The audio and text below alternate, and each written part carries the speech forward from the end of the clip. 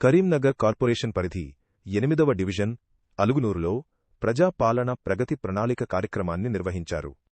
ఈ సందర్భంగా ముందుగా రాష్ట్ర గీతం జై జయ హే తెలంగాణను ఆలపించి కార్యక్రమాన్ని ప్రారంభించారు.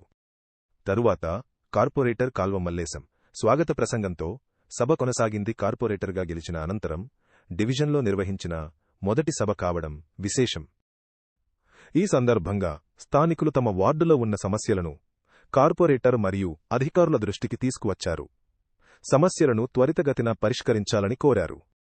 సభలో వార్డు ఆఫీసర్ మరియు ప్రత్యేక అధికారి పాల్గొని వార్డు అభివృద్ధి కార్యక్రమాలు, ఇప్పటివరకు చేసిన పనులు, అలాగే చేపట్టాల్సిన పనులను వివరించారు.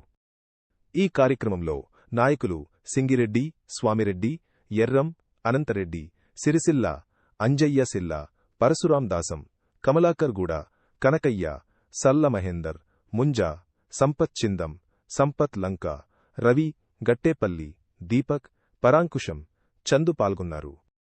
అలాగే ఎలక్ట్రిసిటీ శాఖ సిబ్బంది, ఏఎన్ఎం, అంగన్వాడీ టీచర్లు తదితరులు పాల్గొన్నారు. ఎలక్ట్రికల్ డిపార్ట్మెంట్ వారు